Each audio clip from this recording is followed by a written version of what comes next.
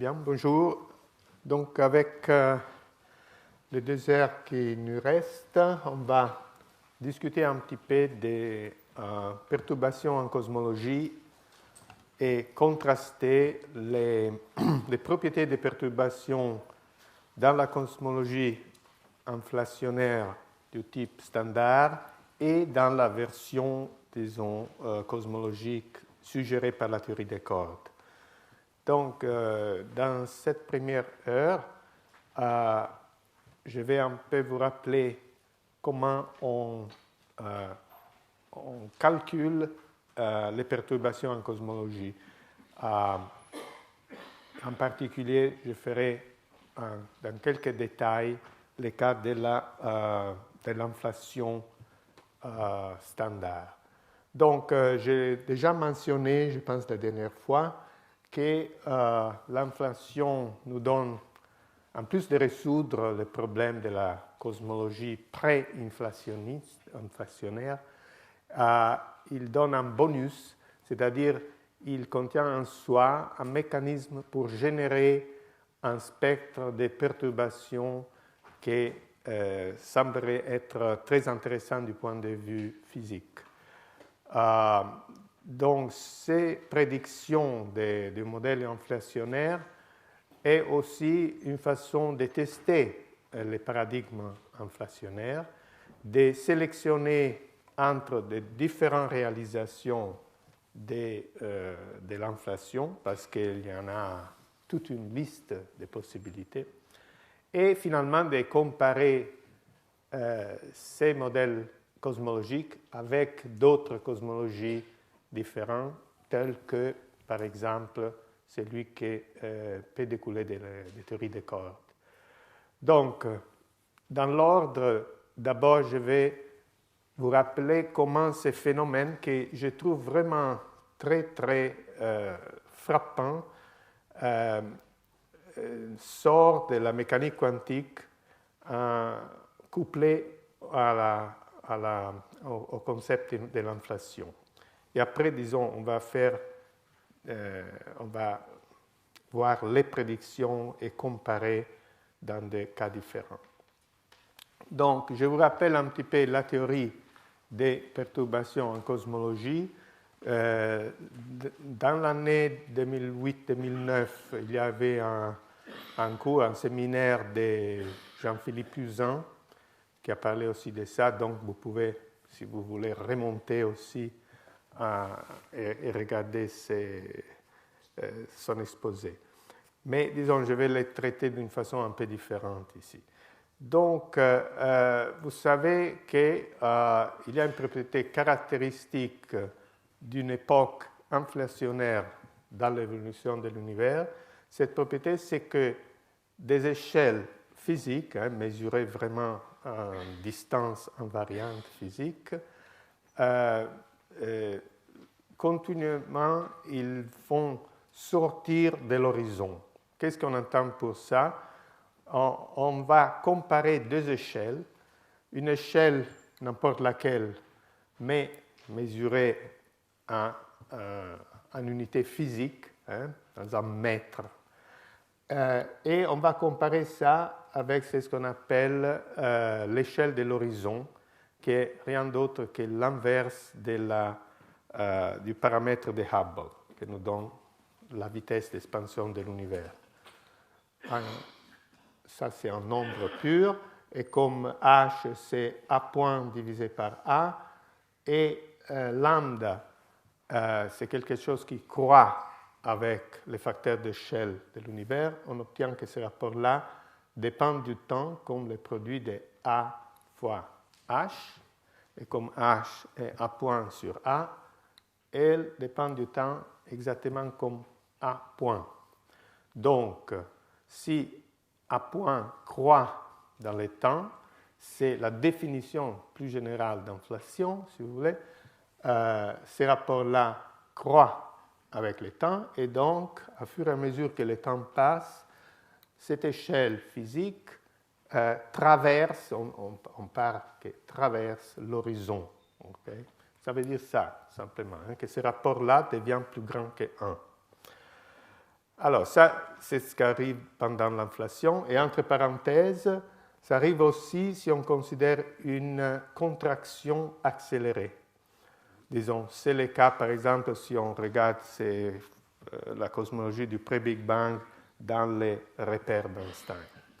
Alors, pendant la phase d'expansion décélérée, le contraire est vrai, A point décroît avec le temps, et donc les échelles physiques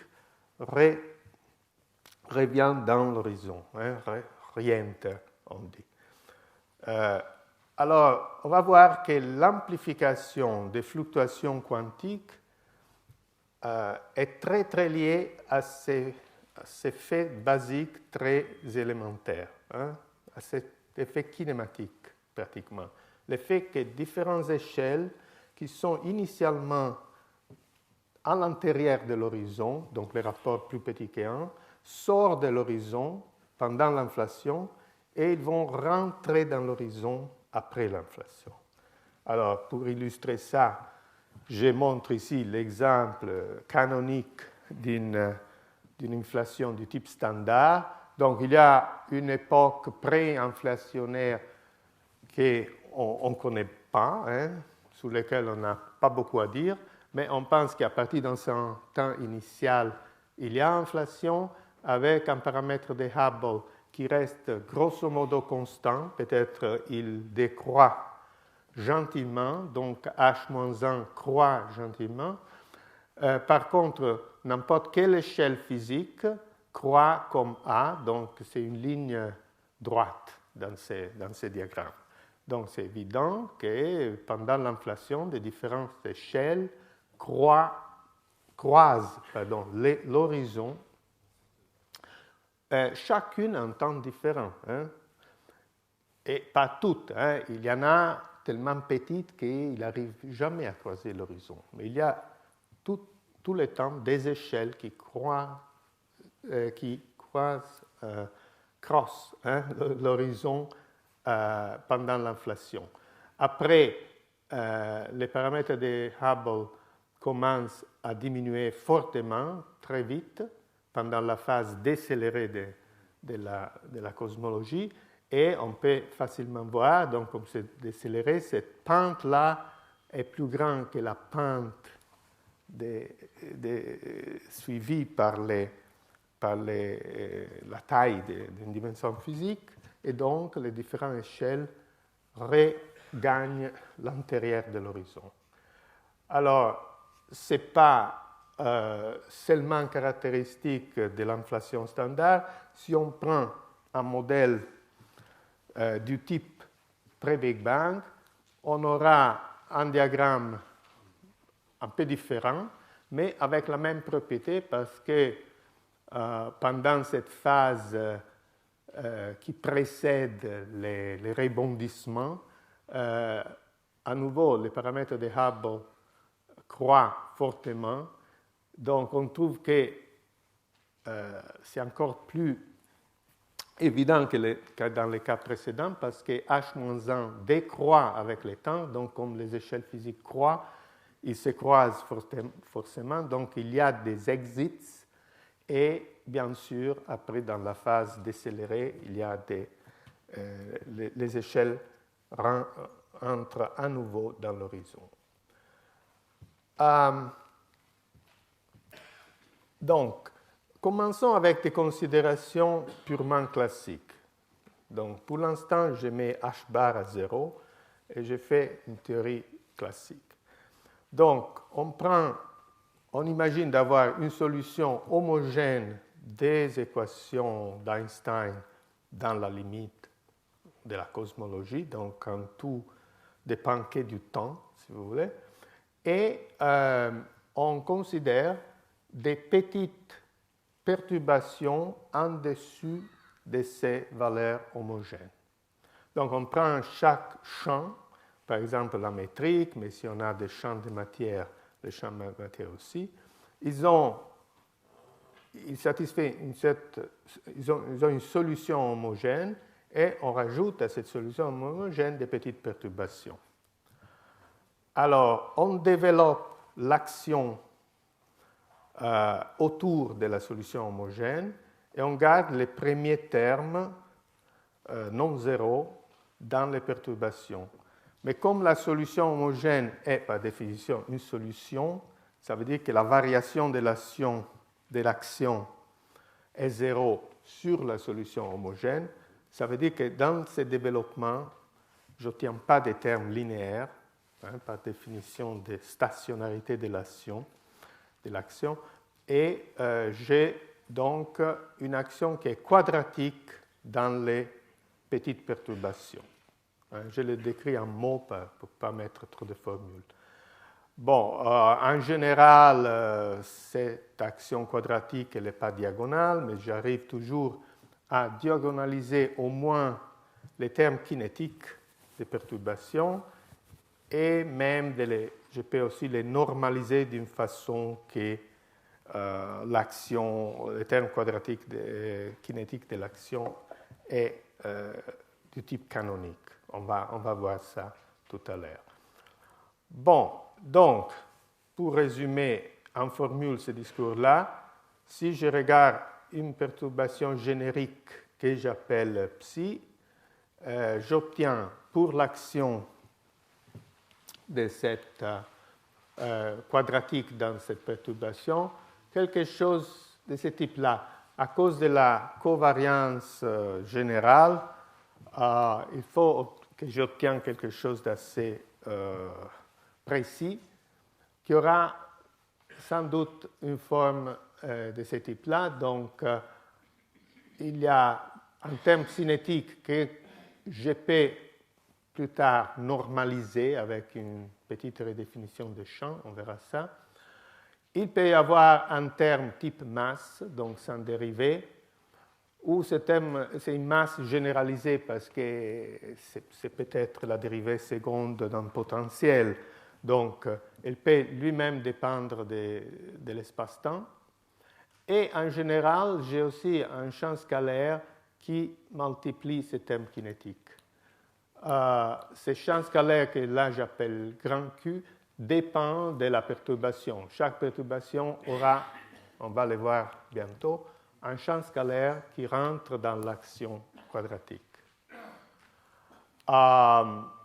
Je prends les cas, pour simplifier un peu les formules, il n'y a rien de spécial, où la métrique est conformément plate.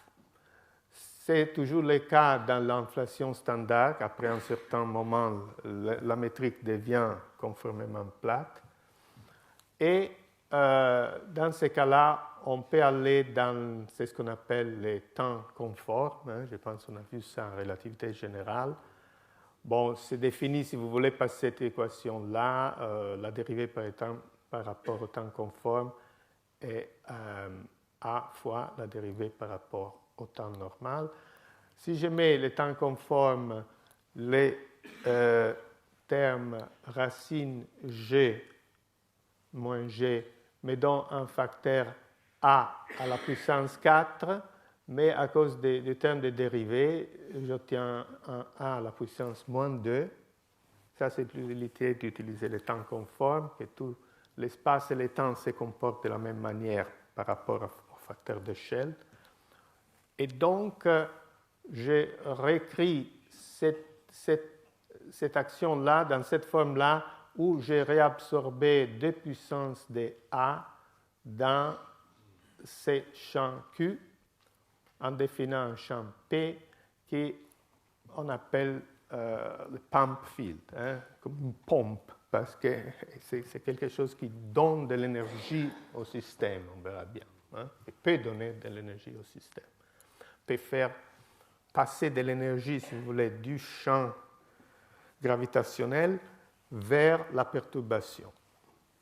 Alors, pour résoudre ce problème-là, ce n'est pas difficile parce que l'action est quadratique, donc les équations du mouvement sont linéaires. Alors, la méthode standard est de passer à des composants de Fourier.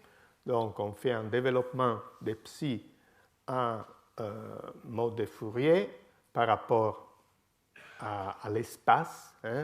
Donc attention, et là, ce PAMP field dépend seulement du temps, tandis que la perturbation, par définition de perturbation, dépend du temps et de l'espace. Mais plutôt que de travailler avec le temps et l'espace, je travaille avec le temps et les modes de Fourier par rapport à l'espace. Hein? C'est assez simple. Et chaque mode de Fourier se découple, est découplé des autres, et donc chaque mode satisfait une équation assez simple, donc une dynamique linéaire très simple. On l'obtient en prenant donc à nouveau cette action-là. J'ai pris à nouveau par simplicité, mais on peut généraliser la procédure, le cas de masse nulle, qui est le cas qui nous intéresse le plus souvent. Et donc, j'obtiens cette action-là qui je peux développer en mode de Fourier. Hein. Schématiquement, c'est ça que j'obtiens. Parce que DI devient un KI. Et bon, ça c'est un peu symbolique, mais vous comprenez ce que la formule veut dire. Donc, un petit rappel, hein, le mode de Fourier K, il n'est pas vraiment les modes, l'impulsion physique associée à ces modes-là. Il y a des facteurs A entre K et l'impulsion ou les vecteurs physiques, qui est K sur A. Et si vous voulez, la lambda physique, disons la longueur d'onde physique associée avec les modes K est A sur K. Donc, si vous voulez, K est constant dans le temps et la longueur physique croît avec A, comme on l'a dit tout à l'heure. Hein? Donc, ça, c'est un petit peu de cinématique qu'il faut garder en tête. Donc, c'est ce qu'il faut faire au lieu de comparer lambda physique à H, comme on avait fait tout à l'heure. C'est équivalent de comparer K à AH. K est constant et AH croît ou décroît, c'est A point, selon qu'on est dans une période d'expansion accélérée ou décélérée. Donc, dans ces variables-là, il faut garder dans l'esprit que quand K est beaucoup plus grand, K est fixe, et pendant le temps que K est beaucoup plus grand que AH, on est en dehors de l'horizon, et si K est plus petit, ou mieux encore, beaucoup plus petit que AH, on est en dehors de l'horizon. Donc, dans ces variables-là, il faut garder ça dans sa tête. Alors, l'évolution dans le temps de chaque mode, psi K, dépend d'une façon cruciale de la situation de ces modes K par rapport à l'horizon. Alors, regardons ça. Je trouve que c'est très convenient d'introduire un langage hamiltonien, donc de passer de lagrangien à l'hamiltonien avec les règles habituelles du jeu.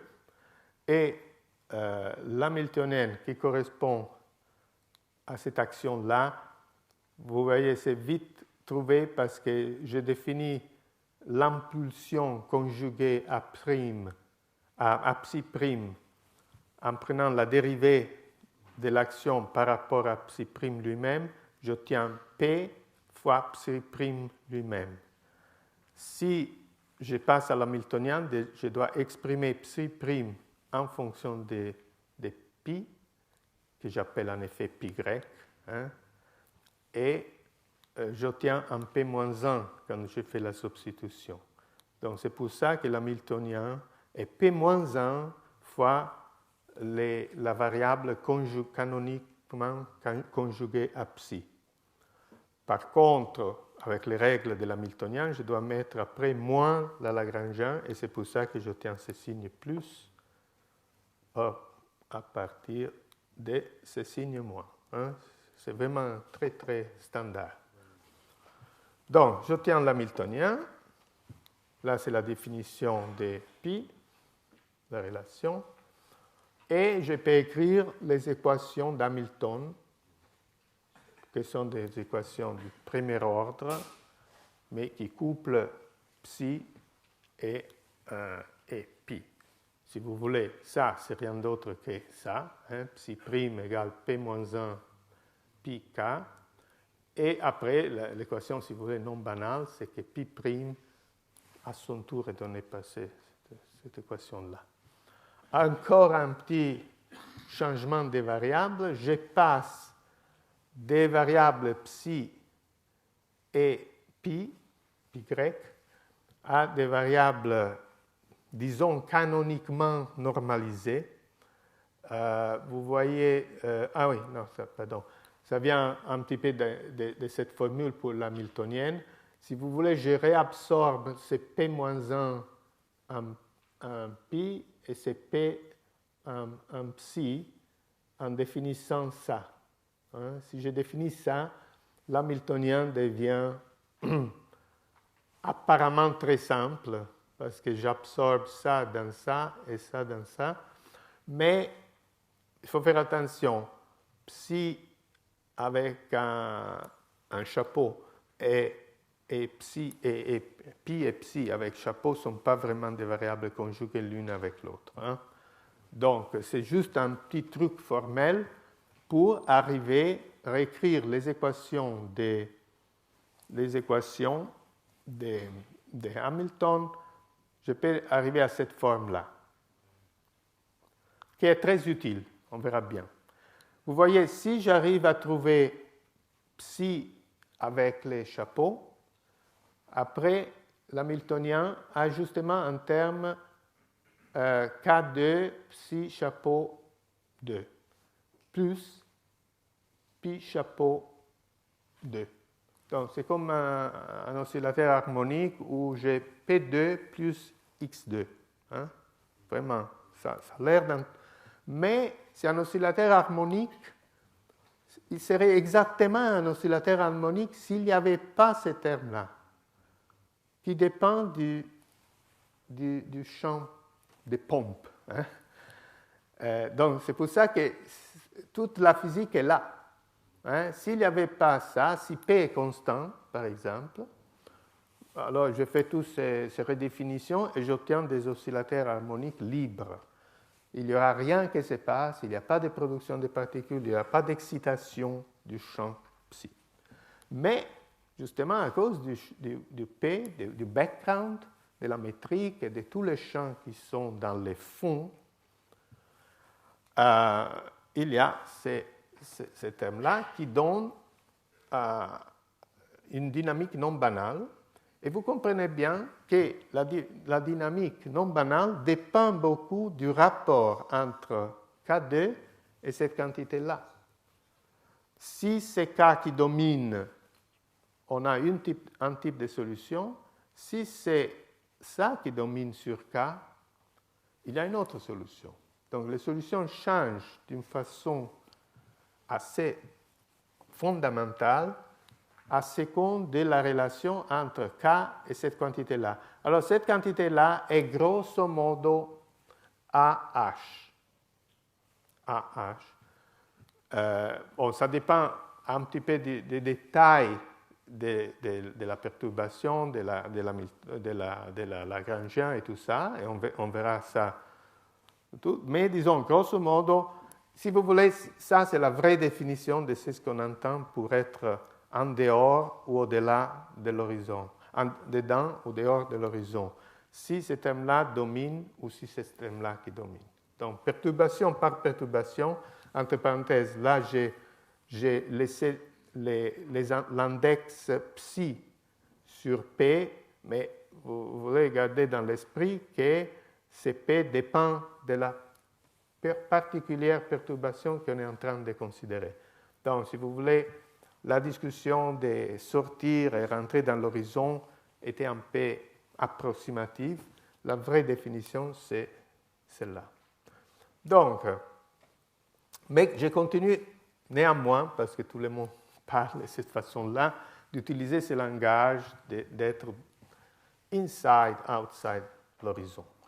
Alors, quand la perturbation est dans l'horizon, à l'intérieur de l'horizon, donc je me mets dans le cas de figure où K domine, alors c'est comme un champ libre, ça veut dire que psi avec les petits chapeaux oscille, parce que c'est une équation qui nous donne un cosinus ou un sinus ou un exponentiel, mais l'amplitude de psi reste constante. Ça veut dire deux choses, que la psi et la pi varient avec la puissance de p qu'on voit de cette équation-là, mais surtout que l'hamiltonien reste constant, parce que je vous ai dit que toute cette quantité-là est pi chapeau au carré, et ça, c'est psi chapeau au carré. Donc, les deux restent constantes, et il n'y a pas de problème. Donc, si vous voulez, les perturbations elles-mêmes varient comme suivent les pump fields. Mais, par contre, quand on est dans l'autre régime, c'est-à-dire quand c'est ce terme-là qui domine, on voit tout de suite une solution. Bon, il y en a deux parce que c'est une équation du deuxième ordre, mais une solution est évidente, l'autre on peut la construire très facilement aussi, c'est que psi chapeau lui-même va comme la racine de p. Si je mets psi, si je peux négliger K2, la solution asymptotique devient psi qui va comme racine de p. Il y a aussi une deuxième solution et quelquefois elle est importante aussi, mais disons, pour simplifier un peu la discussion, on a une autre solution qui est aussi très facile à écrire. Donc, il y a deux régimes asymptotiques où on peut écrire explicitement la solution. Dans ce deuxième régime, donc, c'est les psi et pi qui sont constantes.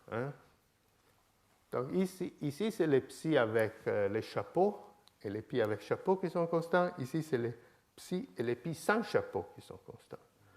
Mais, voilà, parce que si chapeau va comme racine pi, racine p, psi est constante. Et même chose pour pi. Mais si psi est constant et ça est constant, l'hamiltonien varie comme p ou comme p-1. Donc, si c'est p qui croît, c'est ce terme-là qui commence à dominer, l'autre devient très petit. Si par contre P diminue, c'est ce terme-là qui devient négligeable, mais ce terme-là qui augmente. Mais de toute façon, l'hamiltonien, l'énergie dans la perturbation augmente. Donc il y a cette augmentation de H qui est due soit à freezing, donc le fait que psi reste congelé, ou que pi reste congelé. Bon, en mécanique quantique, on parle de squeezing. Donc, parce que ça sont vraiment des variables conjuguées. Pardon. Bon, on doit passer vraiment les bonnes variables, mais disons, vous savez, le principe d'incertitude nous dit que delta x, delta p égale plus grand que h bar, mais on peut les satisfaire soit d'une façon très symétrique, comme dans l'oscillateur harmonique, soit d'une façon très asymétrique, où il y a un grand delta p et un petit delta x, ou vice-versa. Et c'est un peu ça qui se passe dans ce régime-là. On obtient une situation où le principe d'incertitude est satisfait d'une façon très asymétrique. Bon, mais là, j'étais pour l'instant au niveau purement classique. Donc, qu'est-ce qu'il a la mécanique quantique à faire avec tout ça, hein? Parce qu'on parle toujours de la mécanique quantique qui nous donne ces perturbations. Bon, l'évolution des perturbations est exactement la même dans la théorie classique et dans la théorie quantique. Ce qui fait vraiment la différence entre les deux, c'est que les perturbations classiques doivent être données comme données initiales du problème, et après, ils ont une évolution déterministique. Hein. Vous donnez les conditions initiales, vous avez les équations, vous faites la solution, et vous avez exactement ce qui se passe. Mais bien sûr, pour dire qu'on a effectivement des conditions initiales classiques, il faut donner des perturbations initiales sur des échelles de longueur qui sont suffisamment grandes, au moins plus grandes que la longueur de Planck, parce qu'on sait qu'à la longueur de Planck, les phénomènes quantiques sont très très importants. Donc, ce qui se passe, c'est que si l'inflation a une durée suffisamment longue, ces perturbations initiales qu'on a mises dans le système vont être étirées, la longueur d'onde de ces perturbations va être étirée d'une telle façon que toutes les perturbations initiales qui étaient à peine plus grandes que LP, L-Planck, aujourd'hui sont à des échelles qui vont au-delà de l'horizon actuel, H0-1, donc ne sont pas visibles parce que dans notre horizon correspond à quelque chose de tout plat, hein, qui n'oscille pas.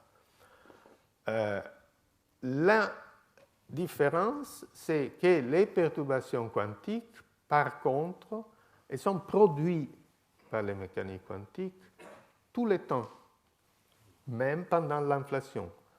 Donc, je ne peux pas dire je les donne initialement et après, ils sont produits tout le temps parce que la mécanique quantique agit tout le temps. Donc,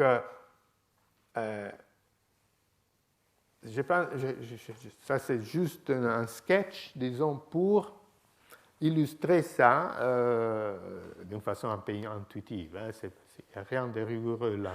Mais c'est ce que j'étais en train de dire, c'est que au temps initial de l'inflation, supposons que je donne des perturbations que je dessine comme cette petite ligne-là, pour dire qu'à différentes échelles, j'ai des différentes fluctuations.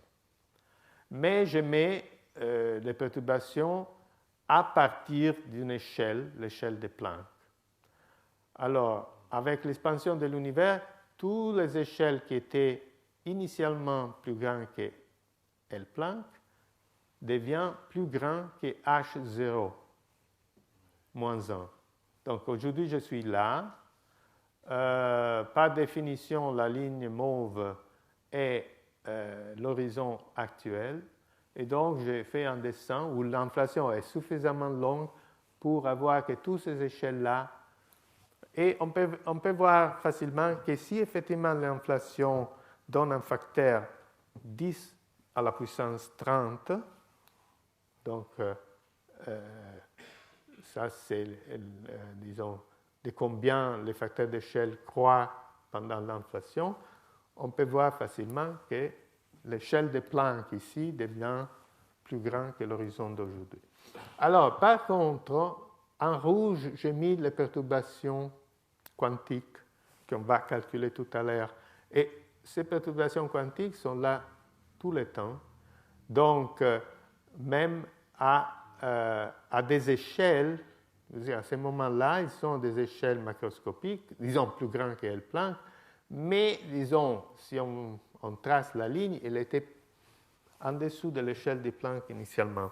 Mais il ne faut même pas vraiment dire qu'il y avait des perturbations quantiques à des échelles sub-planckiennes. Ça, c'est c'est ce qu'on appelle les problèmes transplanckiens dans la théorie de l'inflation. Moi, je préfère dire que je regarde la mécanique quantique tout le temps et je considère à n'importe quel temps les perturbations quantiques qui sont à des échelles plus grandes que L-Planck, parce que je ne connais pas la théorie en dessous. Je ne prétends pas connaître la théorie en dessous de l'échelle de Planck. Donc,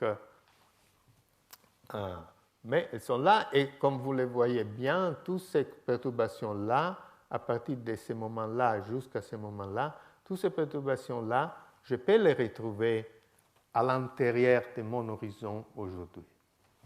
Donc, c'est ça que la mécanique quantique nous permet de calculer, et donc, il va nous faire des prédictions sur les observations aujourd'hui. Tandis que c'est ce qu'il y avait au début de l'inflation comme perturbation classique, c'est complètement washed out. Ça, c'est les miracles de l'inflation. Alors, bon, là, c'est un petit résumé avant de regarder de près un cas particulier. Je vais décrire dans la suite les cas qui sont un peu les plus simples des perturbations tensorielles, ondes gravitationnelles. Mais disons, là, c'est un peu la liste. Donc, on sait que dans l'inflation du type conventionnel, on peut produire des perturbations du type tensoriel, des ondes gravitationnelles, qui auront un spectre approximativement invariant d'échelle. C'est ce qu'on paramétrise comme un paramètre NT, qu'on va voir, qui est environ 0. Mais on a aussi des perturbations du type date scalaire, ce sont des perturbations de la densité de l'énergie et de la courbure. Et là, pour des raisons historiques, les cas invariants d'échelle correspondent à ns égale 1, mais c'est vraiment l'équivalent de nt égale 0, donc cette différence entre 0 et 1 ici est historique, si vous voulez. Et il semble être confirmé par les données qui nous disent que ns est compatible avec 1, mais disons plutôt un petit peu en dessous. La théorie de l'inflation prédit un rapport entre les perturbations tensorielles et scalaires qui est petit parce que c'est de l'ordre de nt, donc nt c'est un petit nombre si l'inflation est du type slow roll, roulement doux. Peut-être on pourra l'observer avec les expériences Planck, on ne sait pas. Bon, on va voir ça plus tard. Et l'autre propriété de ces perturbations est qu'ils sont du type adiabatique et gaussien. Donc, on s'attend à des petites non-gaussianités dans le spectre de perturbations. Et après, il y a un composant qu'on appelle l'isocourbure, qui est aussi petite. Et une chose qui sera vraiment une grande distinction entre la cosmologie standard et la cosmologie inspirée des cordes est que dans l'inflation standard, il n'y a pas de perturbation du champ électromagnétique. On va voir ça.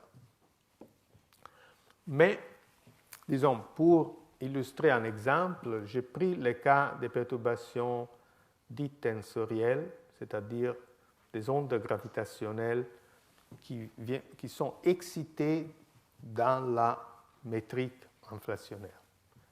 Alors, comment ça se passe? Je prends la métrique, donc j'ai fait ce que j'avais dit en mots.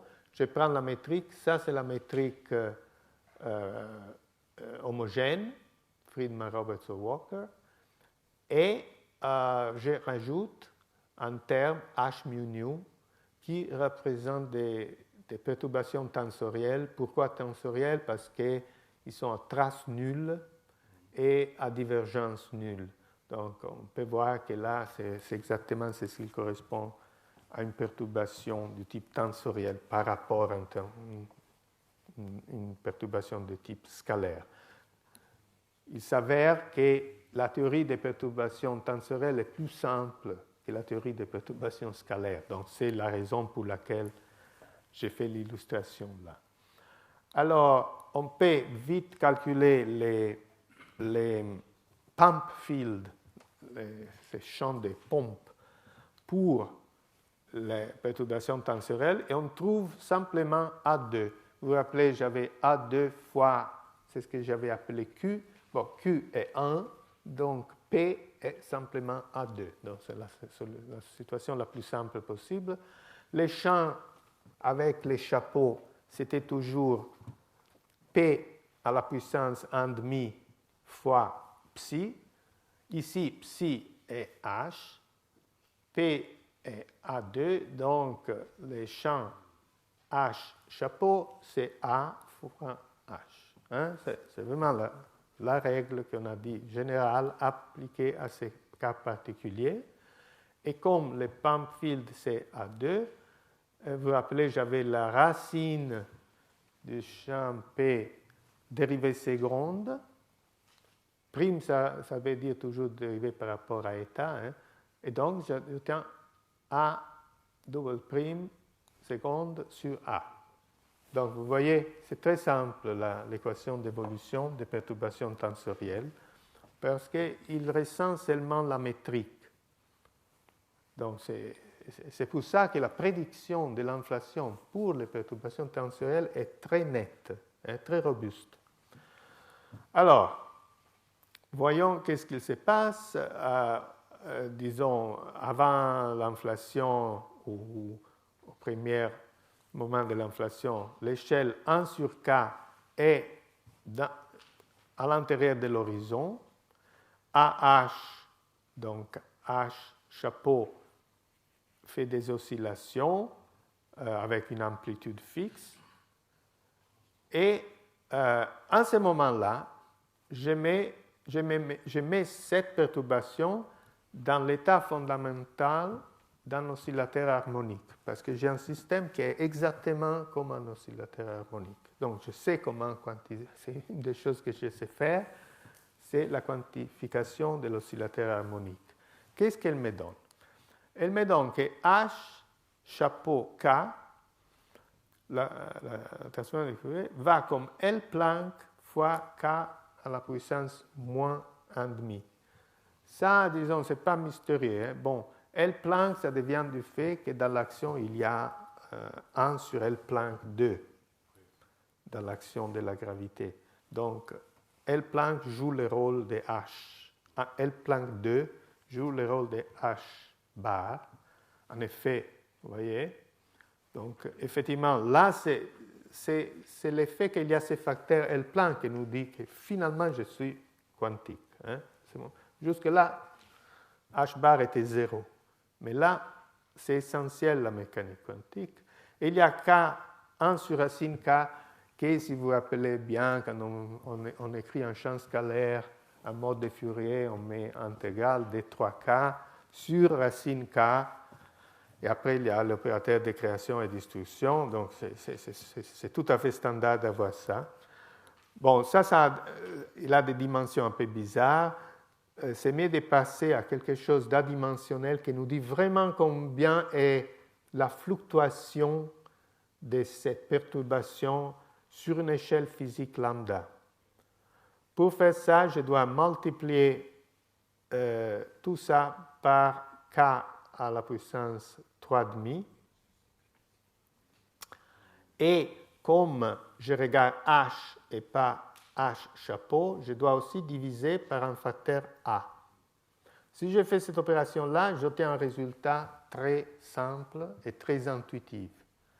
Les fluctuations de la métrique sur une échelle lambda sont proportionnelles à la longueur de Planck, parce qu'il doit y avoir la mécanique quantique quelque part, et inversement proportionnelles à la longueur d'onde physique de cette perturbation. Hein? Donc, c'est un résultat très, très simple qui me donne la mécanique quantique. Là sont les définitions. Alors, qu'est-ce que je vais faire avec ça? J'ai réécrit la formule. L'important, c'est que plus tard, quand la perturbation quand l'échelle 1 sur K devient plus grand que l'horizon, H devient congelé. Hein? C'est ce qu'on avait vu dans le cas général. Donc, vous voyez, pendant que l'échelle est à l'intérieur de l'horizon, la perturbation delta va comme LP sur lambda, mais lambda va comme A. Donc, la perturbation décroît comme 1 sur A. Mais tout d'un coup, l'échelle sort de l'horizon et on prend la valeur, grosso modo, de cette quantité au moment de la sortie de l'horizon. Et à ce moment-là, de là en avant, la perturbation cesse de varier. Donc, je prends la formule, ça je l'ai mis dans un petit cadre parce que je pense que c'est vraiment fondamental. Hein? Donc, la perturbation à l'échelle lambda, après la sortie de l'horizon, se congèle à la valeur LP divisé par lambda, mais où lambda, je dois l'évaluer, parce que lambda dépend du temps, au moment de la sortie. Voilà. Mais lambda, au moment de la sortie, par définition de sortie, est 1 sur H. Et donc, je peux réécrire ça comme H fois L Planck, ou en unité naturelle, H divisé par M Planck. Donc, ça, c'est la formule vraiment fondamentale qui nous dit que pendant l'inflation, j'ai produit ces perturbations qui sont de l'ordre de H divisé par M Planck. Donc, tout d'un coup, quelque chose qui était très, très petit, en principe, parce que L Planck, c'est très petit et tout ça, ça, on aurait pensé peut-être que c'est très, très petit, en effet, devient quelque chose, bon, peut être petit, hein, ça dépend tout de H. Donc, l'idée est que l'inflation a lieu à une échelle de H qui est pas tout à fait négligeable par rapport à la masse de Planck. On parle par exemple d'une inflation à une énergie de l'ordre de 10 à la puissance 15. Bon, 15, je pense, c'est pour l'énergie, mais disons, ça, c'est le rapport qui, expérimentalement, doit être peut-être un peu plus petit, mais de l'ordre de 10-5. Donc, une échelle petite par rapport à un Planck, mais pas si petit que ça. Bon, alors, quel est le résultat? Que les longueurs d'onde qui sont plus petites ont une amplitude initiale plus grande, parce que lambda est plus petit, mais ils sont moins amplifiés par l'inflation, parce qu'elle vit moins longtemps au-delà de l'horizon. Hein. Donc, ce mécanisme de congélation favorise, si vous voulez, les grandes longueurs d'onde, parce qu'ils sortent de l'horizon avant, donc ils ont plus de temps d'être congelés, tandis que les perturbations de plus petite échelle, ils ont plus de temps dedans, et donc pendant le temps qu'ils sont dans l'horizon, ils décroît. Alors, il y a une compétition entre ces deux choses, et si vous voulez, cette formule-là nous dit que pour un modèle inflationnaire du type standard, où H, pendant l'inflation, est pratiquement constante, le résultat final est que cette perturbation dépend très peu de l'échelle. Hein, parce qu'elle dépend de l'échelle seulement à travers les valeurs de H au temps de la sortie. Mais si H est constant, le temps de sortie ne nous intéresse pas. Hein. N'importe quel temps de sortie nous donne... Alors, comme H, ce n'est pas vraiment tout à fait constant, il diminue un petit peu avec le temps. On trouve que les grandes longueurs d'onde qui sortent avant sont un petit peu favorisées par rapport aux petites longueurs d'onde. Donc, on a un spectre qui est un peu favorisant les rouges. On appelle ça red tilted. Donc, si H est exactement constant, on parle d'un spectre de perturbation exactement invariant d'échelle, parce qu'il ne dépend pas de l'échelle. Si, disons, les grandes longueurs d'onde sont un petit peu favorisées par rapport aux petites, on parle d'un tilt rouge, sinon c'est un bleu. Voilà. Alors, bon, on peut répéter tout ça pour les perturbations scalaires. C'est un petit peu plus compliqué. En effet, les perturbations scalaires sont des perturbations qui couplent l'inflaton et la métrique. Donc, la métrique devient courbe, comme elle devient courbe par rapport à la perturbation tensorielle. Mais à cause de ces mélanges, il faut faire les calculs très attentivement. En particulier, il faut faire attention à des effets de jauge. Donc, les gens ont développé des techniques pour avoir des variables invariantes de jauge. Ils font les calculs et tout ça. Mais le résultat final est assez simple. On obtient à nouveau un spectre qui est quasi invariant d'échelle.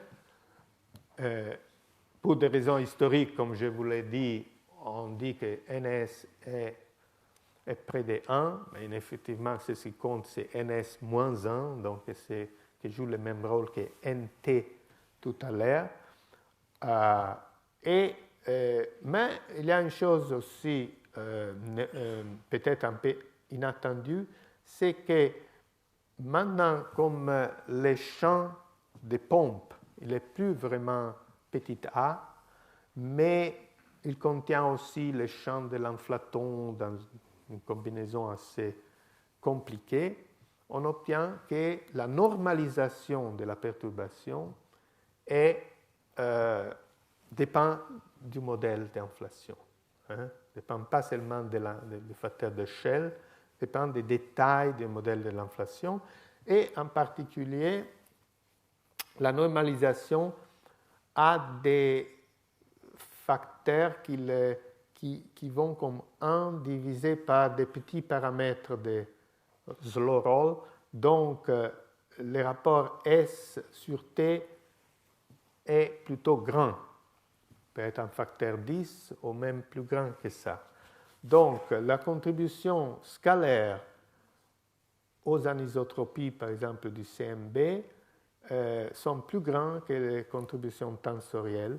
Malheureusement, la contribution la plus grande est celle qu'on peut prédire moins bien. Donc, c'est un petit peu dommage parce qu'on a déjà vu, si vous voulez, dans les données, cette contribution, mais comme elle n'est pas indépendante du modèle, on ne peut pas, à travers les expériences, déterminer, par exemple, l'échelle de l'inflation. Si, par contre, aurait été T à dominer, on aurait, à travers les données expérimentales, une valeur pour H sur MP. Bon, c'est ce qu'on peut faire déjà avec les données expérimentales, de mettre une borne supérieure à la contribution des tenseurs, parce qu'autrement, cette contribution en soi, elle donnerait trop de delta T sur T. Il y a un grand delta qui manque dans votre copie. Bon, par contre, les perturbations tensorielles dont des phénomènes de polarisation au CMB, bon, et l'expérience Planck va chercher ces effets. S'il trouvera ces effets, il y aura quelque chose. Sera très intéressant, point de vue de déterminer les paramètres du modèle inflationnel. Alors, bon, dans les 5 minutes, j'essaie de vite vous dire pourquoi, si on passe de la cosmologie standard, inflationnelle standard, à la cosmologie des cordes, il y a des différences. Bon, on a vu dans un dessin que j'avais tout à l'heure, voilà, je l'ai recopié ici, que dans la cosmologie du pré-Big Bang, par exemple, H varie beaucoup avec le temps pendant la période inflationnaire.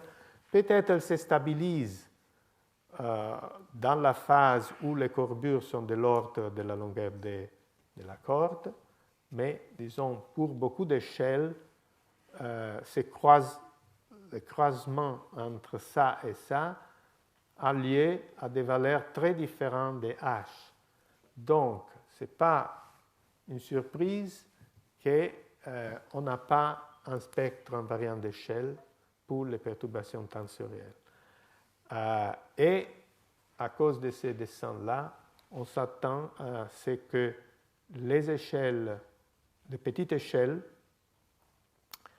qui sortent à une valeur de H qui est plus grande par rapport aux grandes échelles, sont plus amplifiées, et donc on s'attend à un spectre qui favorise le bleu, les grandes fréquences. Alors, vous savez que dans la théorie des cordes, l'action n'est pas tout à fait comme dans Einstein. Il a les facteurs exponentiels des phi ou des moins phi qui multiplient l'action. Et donc, c'est pour ça que les facteurs, les champs de pompe pour les perturbations tensorielles n'est pas A, les facteurs d'échelle, mais est A fois une certaine exponentielle de phi. Il s'avère que cette combinaison-là, elle n'est rien d'autre que les facteurs d'échelle si on passe du repère de la corde, où les longueurs sont mesurées en unité de corde, à le repère d'Einstein, où tout est mesuré en unité de L-Planck. Et je vous ai dit aussi que si on passe au repère d'Einstein, cette superinflation devient une contraction accélérée. Et donc, c'est très différent de l'inflation standard. Le champ de pompe est très différent. Et on obtient NT, donc le spectre, avoir un NT de 3. Donc, vous voyez, il y a une grosse différence entre l'inflation standard et ces modèles-là. Alors, ça nous dit que ça ne joue pas du tout. Donc, la contribution des perturbations tensorielles à l'échelle du CMB est complètement négligeable parce que c'est un spectre que, je vous montrerai, est très petit à grandes échelles. Comme il est très bleu, il est très petit à grande échelle. Par contre, il pourrait être intéressant pour une détection directe d'un fond stochastique d'ondes gravitationnelles. Alors là, c'est un petit dessin, un diagramme, qui illustre un petit peu les différents modèles et leurs prédictions vis-à-vis un fond stochastique d'ondes gravitationnelles produit par la cosmologie. Donc, il faut bien distinguer les ondes gravitationnelles qui viennent des sources astrophysiques discrètes dans le ciel et un fond qui sera là tout le temps, donc comme un peu le CMB lui-même, et qui on aimerait mesurer ou trouver. Alors, dans l'inflation du type conventionnel, on a une borne, comme je l'ai dit tout à l'heure, sous la contribution des ondes gravitationnelles, qui nous donne une borne ici à des très grandes échelles. Là, c'est en fréquence. Donc là, c'est les grandes échelles et là, sont les petites échelles. Hein? Attention. Donc ici, on a une borne. Et comme dans l'inflation conventionnelle, le spectre, il est plutôt plat ou légèrement rouge, il décroît vers les petites échelles. Donc, on obtient tout de suite que cette borne-là, il nous donne très peu d'ondes gravitationnelles aux échelles où on cherche les ondes gravitationnelles. Hein. Il faut bien distinguer. Hein. Il y a en effet des ondes gravitationnelles sur le CMB à des échelles très grandes cosmique et des échelles du type des kilomètres où travaillent les interféromètres. Donc il y a beaucoup d'ordres de grandeur. Alors vous voyez que dans l'inflation standard, on peut avoir en effet des ondes gravitationnelles sur le CMB, c'est ce qu'on va chercher avec Planck. Voilà, là on espère trouver avec Planck quelque chose, mais on ne sait pas exactement où il se trouve. De la même façon, on ne sait pas exactement quels sont les fonds stochastiques d'ondes gravitationnelles produits par exemple par ces modèles de pré-Big Bang, mais une courbe possible serait ça.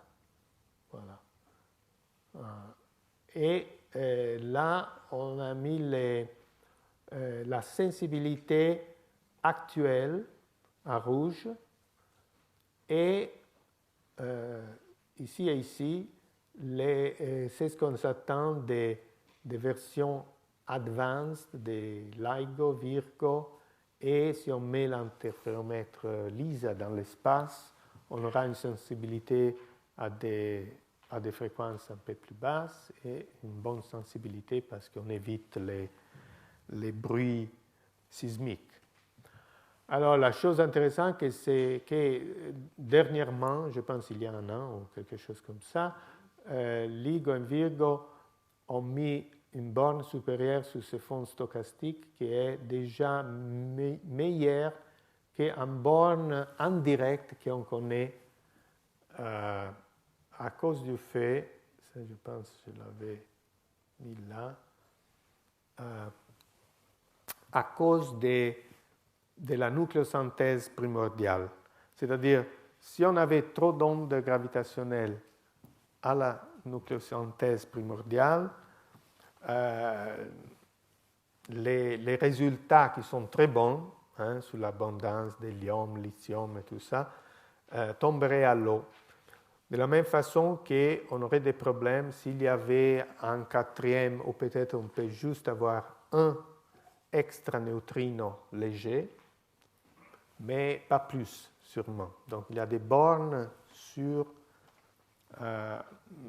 les autres possibles composants relativistiques de la matière à la nucléosynthèse. Alors, s'il y avait trop d'ondes gravitationnelles, on aurait des problèmes.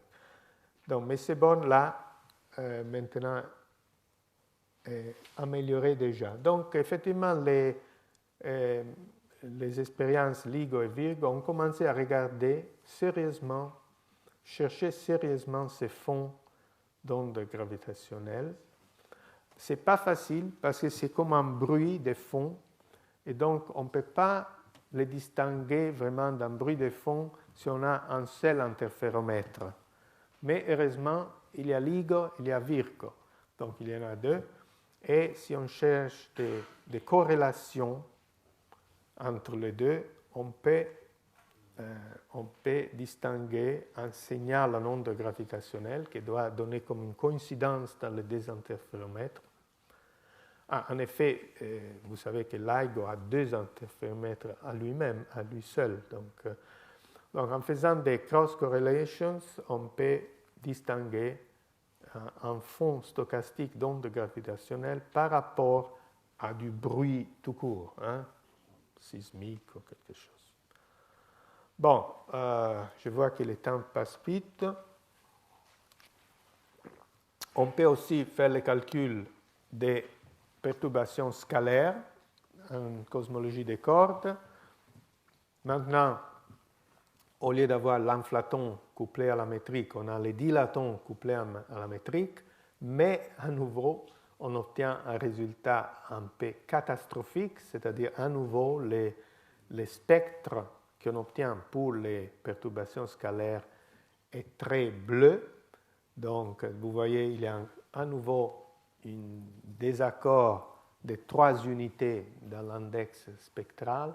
Donc, c'est 4 au lieu de 1. Avant, c'était 3 au lieu de 0. Et donc, à nouveau, ce sont des perturbations qui ne peuvent pas contribuer à la dishomogénéité du fond cosmique. Bon, il y a peut-être aussi dans le modèle un petit problème de shear à cause de la...